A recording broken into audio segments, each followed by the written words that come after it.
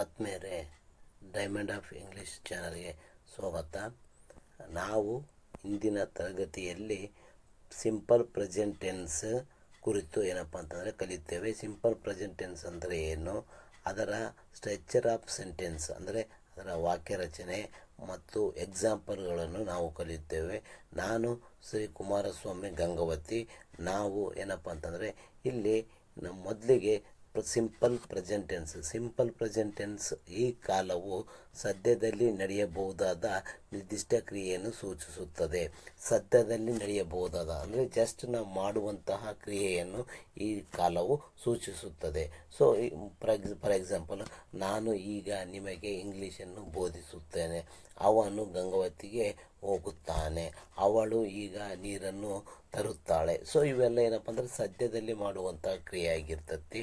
ಅದೇ ರೀತಿಯಲ್ಲಿ ಈ ಕಾಲವು ರೂಢಿಗೆ ಅನುಗುಣವಾಗಿ ನಡೆಯುವಂತಹ ಕ್ರಿಯೆಯನ್ನು ಸಹ ಸೂಚಿಸುತ್ತದೆ. ರೂಢಿಗೆ ಅನುಗುಣವಾಗಿ ಅಂದರೆ ಏನಪ್ಪ ಅಂದರೆ ಸೂರ್ಯನು ಪೂರ್ವ ದಿಕ್ಕಿನಲ್ಲಿ ಹುಟ್ಟುತ್ತಾನೆ. ಇದು ದಿನ ಮಾಡುವಂಥ ಕೆಲಸ, ದಿನ ಇದು ಕಾಮನ್ ಆಗಿ ಏನಪ್ಪ ಅಂದರೆ ನಡೀತಿರ್ತೈತಿ. ನಾನು 2 ದಿನಗಳಿಗೊಮ್ಮೆ ವಿಡಿಯೋವನ್ನು ಮಾಡುತ್ತೇನೆ. ಸೊ ಇವು ಏನಪ್ಪ ಅಂತಂದರೆ ಪ್ರತಿನಿತ್ಯನೂ ಅಂದರೆ ಇದೊಂದು ರೂಢಿ. ಸೊ ಹಂಗಾಗಿ ಏನಪ್ಪ ಅಂತಂದರೆ ಇದನ್ನು ಈ ಕಾಲದಲ್ಲಿ ಏನಪ್ಪ ಅಂದರೆ ರೂಢಿಗೆ ಅನುಗುಣವಾಗಿ ನಡೆಯುವಂಥ ಕ್ರಿಯೆಯನ್ನು ಸಹ ನಾವೇನಪ್ಪ ಅಂತಂದ್ರೆ ಸೂಚಿಸ್ತೇವೆ. ಇಲ್ಲಿ ಸಬ್ಜೆಕ್ಟು, ಮೇನ್ ವರ್ಬ್ 1 ಮತ್ತು ಅಬ್ಜೆಕ್ಟ್ ಇರ್ತದೆ. ಇಲ್ಲಿ ವಾಕ್ಯ ರಚನೆ ಹೆಂಗಿರ್ತಪ್ಪ ಅಂತಂದ್ರೆ ಮೊದಲಿಗೆ ಏನು ಬರ್ತದೆ, ಸಬ್ಜೆಕ್ಟ್ ಬರ್ತದೆ, ಆಮೇಲೆ ಮೇನ್ ವರ್ಬ್ 1, ಆಮೇಲೆ ಆಬ್ಜೆಕ್ಟ್. ಸಬ್ಜೆಕ್ಟ್ ಅಂತಂದ ತಕ್ಷಣ ಐ, ವಿ, ಯು, ದೇ, ಈ, ಶಿ, ಇಟ್ ಮತ್ತು ಅದೇ ರೀತಿಯಲ್ಲಿ ಯಾವುದೇ ರೀತಿಯ ನೇಮ್ಸ್ಗಳು ಏನಾಗಿರ್ತಾವೆ ಅಲ್ಲಿ ಸಬ್ಜೆಕ್ಟ್ ಆಗಿರ್ತವೆ. ಆಮೇಲೆ ಮೇನ್ ವರ್ಬ್ 1, ಗೋ, ಲರ್ನ್, ಇವೆಲ್ಲ ಮೇನ್ ಬನ್ ಆಗಿರ್ತೈತಿ. ಸೊ ಸಬ್ಜೆಕ್ಟು ಮತ್ತು ಉಳುಕಿದ್ದು ಮೇನ್ ವರ್ಬ್ ಬಿಟ್ಟರೆ ಉಳುಕಿದ್ದೆಲ್ಲ ಏನಾಗಿರ್ತೈತಿ, ಆಬ್ಜೆಕ್ಟ್ ಆಗಿರ್ತೈತಿ. ಸೊ ಈಗ ಒಂದು ಎಕ್ಸಾಂಪಲ್ ನೋಡಮ್ಮ. I learn English year.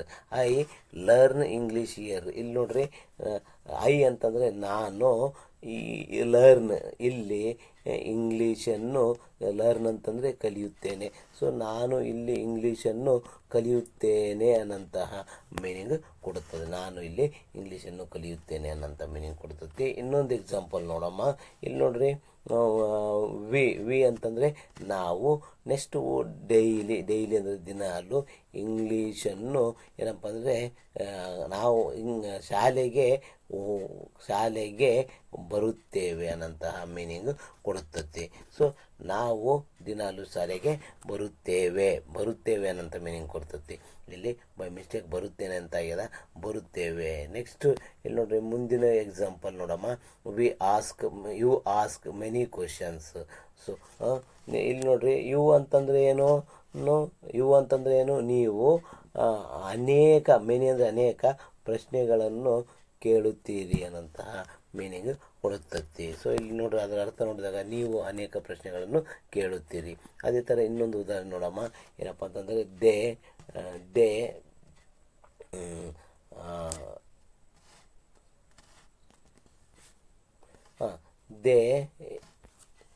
ಇಲ್ಲಿ ನೋಡ್ರಿ, ಎವ್ರಿ ಡೇ, ಅವರು ಪ್ರತಿದಿನ ಕ್ರಿಕೆಟನ್ನು ಆಡುತ್ತಾರೆ ಅನ್ನೋಂತಹ ಮೀನಿಂಗನ್ನು ಕೊಡ್ತೈತಿ. ಸೊ ಅವರು ಪ್ರತಿದಿನ ಕ್ರಿಕೆಟನ್ನು ಆಡುತ್ತಾರೆ ಅಂತ ಮೀನಿಂಗನ್ನು ಕೊಡ್ತೈತಿ. ಈ ರೂಲ್ ನಂಬರ್ 2 ಏನೈತಪ್ಪ ಅಂತಂದರೆ ಪ್ರೆಸೆಂಟ್ ಸಿಂಪಲ್ ಟೆನ್ಸ್ನ ತೃತೀಯ ಪುರುಷ ಏಕವಚನಗಳಾದಂತಹ ಅಂದರೆ ಥರ್ಡ್ ಪರ್ಸನ್ ಸಿಂಗ್ಯುಲರ್ ಅಂತ ಕರಿತೀವಿ.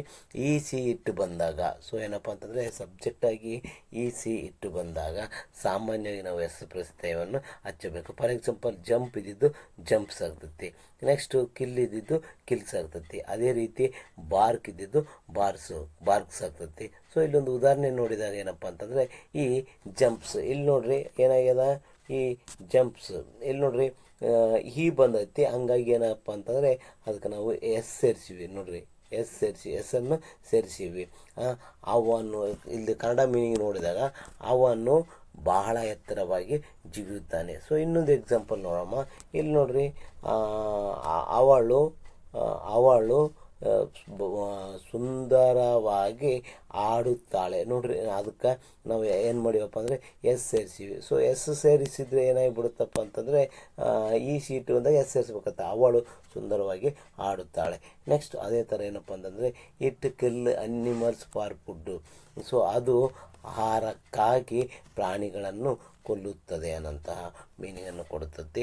ಸೊ ನೆಕ್ಸ್ಟ್ ಇನ್ನೊಂದು ಫಾರ್ಮುಲಾ ಏನಪ್ಪ ಅಂದರೆ ಸಬ್ಜೆಕ್ಟ್ ಏನಪ್ಪ ಅಂತಂದರೆ ಸಿಂಪಲ್ ಪ್ರೆಸೆಂಟ್ ಟೆನ್ಸ್ನಲ್ಲಿ ತೃತೀಯ ಪುರುಷ ಏಕವಚನಗಳಾದಂತಹ ಅಂದರೆ ಥರ್ಡ್ ಪರ್ಸನ್ ಸಿಂಗುಲರ್ ಈ ಸೀಟ್ ಬಂದಾಗ, ಯಾವಾಗ ಸಬ್ಜೆಕ್ಟಾಗಿ ಬಂದಾಗ ಕ್ರಿಯಾಪದದ ಕೊನೆಯ ಅಕ್ಷರ S, S H, C H, O ಮತ್ತು ಎಕ್ಸ್ ಬಂದಿದ್ದರೆ ಕ್ರಿಯಾಪದಕ್ಕೆ ನಾವು ಎಸ್ ಪ್ರತ್ಯಯವನ್ನು ಹಚ್ಚಬೇಕು. ಇಲ್ಲಿ ನೋಡಿರಿ, ಪಾಸ್ ಇದ್ದಿದ್ದು ನನ್ನ ಪಾಸು ಕೊನೆಗೆ ಎಸ್ ಐತಿ, ನಾವೇನು ಮಾಡಿವಿ ಇ ಎಸ್ ಎಸ್ ಪಾಸಸ್. ಅದೇ ಥರ ಇಲ್ಲಿ ನೋಡಿರಿ, ವಾಶ್ ಕೊನೆಗೆ ಏನಪ್ಪ ಅಂದರೆ ಎಸ್ ಎಚ್ ಐತಿ, ಆ ಕ್ರಿಯಾಪದ ಕೊನೆಯ ಅಕ್ಷರ ಎಸ್ ಎಚ್ ಐತಿ, ಹಂಗಾಗಿ ಇ ಎಸ್ ಸೇರಿಸಿವಿ. ಅದೇ ರೀತಿಯಲ್ಲಿ ಏನಪ್ಪ ಅಂತಂದರೆ ಕ್ಯಾಚಸ್ಸು, ಅದೇ ಥರ goes. So next mixes. So ಈಗ ಒಂದು ಎಕ್ಸಾಂಪಲನ್ನು ನೋಡೋಣ. ಈ ಪಾಸಸ್ ನೋಡ್ರಿ, ಈ ಬಂದಾಗ ನಾವು ಎಸ್ ಸೇರಿಸಿವಿ. ಈ ಪಾಸಸ್ ಇನ್ ದ ಎಕ್ಸಾಮಿನೇಷನ್, ಅವನು ಪರೀಕ್ಷೆಯಲ್ಲಿ ಪಾಸ್ ಆಗುತ್ತಾನೆ ಅನ್ನೋಂತಹ ಮೀನಿಂಗನ್ನು ಕೊಡುತ್ತದೆ. ಅವನು ಪರೀಕ್ಷೆಯಲ್ಲಿ ಪಾಸ್ ಆಗುತ್ತಾನೆ ಅನ್ನೋಂತಹ ಮೀನಿಂಗನ್ನು ಕೊಡುತ್ತದೆ. ಇಲ್ಲಿ ನೋಡ್ರಿ, ಇನ್ನೊಂದು ಎಕ್ಸಾಂಪಲ್ಲು ಏನಪ್ಪ ಅಂದರೆ my sister washes. So my sister ಅನ್ನೋದು ಏನಾಗಿರ್ತತಿ, ಸಿ ಆಗಿರ್ತತಿ, ಹಂಗಾಗಿ ಇ ಎಸ್ ಸೇರಿಸಿವಿ. My sister wash my clothes, ನನ್ನ ಸಹೋದರಿ, ಮೈ ಸಿಸ್ಟರ್ ಅಂದರೆ ನನ್ನ ಸಹೋದರಿ ನನ್ನ ಬಟ್ಟೆಗಳನ್ನು ಏನಪ್ಪ ಅಂತಂದರೆ ತೊಳೆಯುತ್ತಾಳೆ ಅನ್ನೋಂತಹ ಮೀನಿಂಗನ್ನು ಕೊಡುತ್ತದೆ. ನೆಕ್ಸ್ಟ್ ಉದಾಹರಣೆ ನೋಡ್ರಿ, ಕುಮಾರ್ ಟೀಚರ್ಸ್ ಇಂಗ್ಲೀಷ್ ಇಯರ್. ಇಲ್ಲಿ ನೋಡ್ರಿ, ಕುಮಾರನ ಅಂಥದ್ದು ಹಂಗಾಗಿ ಇ ಎಸ್ ಸೇರಿಸಿವಿ. ಟೀಚ್ ಇದ್ದಿದ್ದು ಟೀಚರ್ಸ್, ಯಾಕಂದರೆ ಸಿ ಎಚ್ ಬಂದಾಗ ಇ ಎಸ್ ಪ್ರತ್ಯಯವನ್ನು ಸೇರಿಸಬೇಕು. ಇಲ್ಲಿ ಇಂಗ್ಲೀಷನ್ನು ಕಲಿಸುತ್ತಾನೆ ಅನ್ನೋಂತಹ ಮೀನಿಂಗನ್ನು ಕೊಡುತ್ತೈತಿ. ಇಲ್ಲಿ ನೋಡ್ರಿ, ಕುಮಾರನು ಇಲ್ಲಿ ಇಂಗ್ಲೀಷ್ ಕಲಿಸುತ್ತಾನೆ. ಸೊ ನೆಕ್ಸ್ಟ್ ಇನ್ನೊಂದು ಎಕ್ಸಾಂಪಲ್ ನೋಡಿದಾಗ ಅದಕ್ಕಿಂತ ಮುಂಚೆ ಇನ್ನೊಂದು ರೂಲು ಏನಪ್ಪ ಅಂದರೆ ರೂಲ್ ನಂಬರು ಏನಪ್ಪ ಅಂದರೆ ತೃತೀಯ ಪುರುಷ ಏಕವಚನಗಳಾದಂತಹ ಇ ಸಿ ಇಟ್ಟು ಬಂದಾಗ ಕ್ರಿಯಾಪದದ ಕೊನೆಯ ಅಕ್ಷರ ವೈ ಬಂದಿದ್ದರೆ ವೈಯನ್ನು ತೆಗೆಯದೆ ಐ ಇ ಎಸ್ ಅನ್ನು ಹಚ್ಚಬೇಕು. ಫಾರ್ ಎಕ್ಸಾಂಪಲ್ ಇಲ್ಲಿ ನೋಡ್ರಿ, ಕ್ಯಾರಿ. ಸೊ ಈ ಕ್ರಿಯಾಪದದ ಕೊನೆಯ ಅಕ್ಷರ ಏನೈತಿ, ವೈ ಐತಿ, ವೈಯನ್ನು ತೆಗೆದು ನಾವು ಏನು ಮಾಡಬೇಕು, ಐ ಇ ಎಸ್ ಪ್ರತ್ಯಯವನ್ನು ಹಚ್ಚಬೇಕು. ಅದೇ ಥರ ಮ್ಯಾರಿ ನೋಡ್ರಿ, ವೈ ತೆಗೆದು ನಾವು ಏನು ಹಚ್ಚಿವಿ, ಐ ಇ ಎಸ್ ಪ್ರತ್ಯಯವನ್ನು ಹಚ್ಚಬೇಕು. ಅದೇ ಥರ ಟ್ರೈ ವೈ ತೆಗೆದು ನಾವು ಏನು ಮಾಡ್ತೀವಿ, ಐ ಇ ಎಸ್ ಪ್ರತ್ಯಯವನ್ನು ಹಚ್ತೀವಿ. ಈಗ ಒಂದು ಎಕ್ಸಾಂಪಲ್ ನೋಡೋಣ. ಅವನು ಅಂತಂದ್ರೆ ಅವನು ಬಂದಾಗ ವೈ ಟ್ರೈ ಇದ್ದಿದ್ದು ಟ್ರೈಸ್ ಆಗ್ಯದ ನೋಡ್ರಿ, ವೈ ತೆಗೆದು ನಾವು ಏನು ಮಾಡಿವಿ, ಐ ಇ ಎಸ್ ಹಚ್ಚಿವಿ. ಸೊ ಈ tries to speak in English. ನೋಡ್ರಿ, ಅವನು ಇಂಗ್ಲೀಷಿನಲ್ಲಿ ಮಾತನಾಡಲು, ಟು ಸ್ಪೀಕ್ ಮಾತನಾಡಲು ಪ್ರಯತ್ನಿಸುತ್ತಾನೆ. ಟ್ರೈ ಅಂದರೆ ಪ್ರಯತ್ನಿಸುತ್ತಾನೆ. ಸೊ ಅವನು ಇಂಗ್ಲೀಷ್ನಲ್ಲಿ ಮಾತನಾಡಲು ಪ್ರಯತ್ನಿಸುತ್ತಾನೆ ಅನ್ನೋಂತಹ ಮೀನಿಂಗನ್ನು ಕೊಡ್ತೈತಿ. ಇಲ್ಲಿ ನೋಡ್ರಿ, ನೆಕ್ಸ್ಟ್ ಇನ್ನೊಂದು ಎಕ್ಸಾಂಪಲ್ ನೋಡಮ್ಮ. Geeta carries this bag easily. ನೋಡ್ರಿ, ಗೀತಾಳು ಸುಲಭವಾಗಿ ಈ ಚೀಲವನ್ನು ಒಯ್ಯುತ್ತಾಳೆ. ಕ್ಯಾರಿ ಇದ್ದಿದ್ದು ಕ್ಯಾರೀಸ್ ಆಗ್ಯದ ನೋಡ್ರಿ, ಯಾಕಂದರೆ ಐ ಇ ಎಸ್ ಆಗ್ಯತ್ತೆ. ಸೊ ಹಂಗಾಗಿ ಏನಪ್ಪ ಅಂತಂತಂದರೆ ಗೀತಾಳು ಸುಲಭವಾಗಿ ಈ ಚೀಲವನ್ನು ಒಯ್ಯುತ್ತಾಳೆ. ನೆಕ್ಸ್ಟ್ ಅದೇ ರೀತಿ ಇನ್ನೊಂದು ಎಕ್ಸಾಂಪಲ್, ದಟ್ ಬರ್ಡ್, ಆ ಪಕ್ಷಿಯು ನೋಡ್ರಿ, ಆ ಪಕ್ಷಿ ಅನ್ನೋದು ಸಿಂಗ್ಯುಲರ್ ಆಗ್ತೈತಿ, ಹಂಗಾಗಿ ಐ ಇ ಎಸ್ ಹಚ್ಚಿವಿ. ಸೊ ಆ ಪಕ್ಷಿಯು ಭಾಳ ಎತ್ತರವಾಗಿ ಏನಪ್ಪ ಅಂದರೆ ಹಾರುತ್ತದೆ. ಸೊ ಹಾರುತ್ತದೆ ಅನ್ನೋಂತಹ ಮೀನಿಂಗನ್ನು ಕೊಡುತ್ತದೆ. ಇಲ್ಲಿ ನೋಡಿ, ಕನ್ನಡ ಮೀನಿಂಗು ಆ ಪಕ್ಷಿಯು ಭಾಳ ಎತ್ತರಕ್ಕೆ ಹಾರುತ್ತದೆ. ಸೊ ಅದೇ ರೀತಿ ಏನಪ್ಪ ಅಂದರೆ ಇನ್ನೊಂದು ಎಕ್ಸಾಂಪಲ್ ಅಂದರೆ ಇನ್ನೊಂದು ನಿಯಮ, ಪ್ರೆಸೆಂಟ್ ಸಿಂಪಲ್ ಟೆನ್ಸ್ ಇನ್ನೊಂದು ನಿಯಮ ನೋಡಿದಾಗ ಏನಪ್ಪ ಅಂದರೆ ತೃತೀಯ ಪುರುಷ ಏಕವಚನಗಳಾದ third person singular he she it ಬಂದಾಗ ಕ್ರಿಯಾಪದ ಕೊನೆಯ ಅಕ್ಷರ ಏನಪ್ಪ ಆಗಿರ್ತದೆ, ವೈ ಇರ್ತದೆ.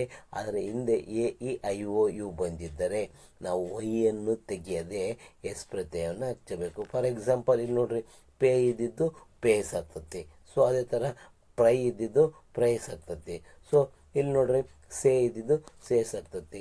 ಇಲ್ಲಿ ಒಂದು ಎಕ್ಸಾಂಪಲ್ ನೋಡಮ್ಮ, ಈ ಪೇಸ್ ಎಕ್ಸಾಮ್ ಪೀಸ್ ನೋಡ್ರಿ.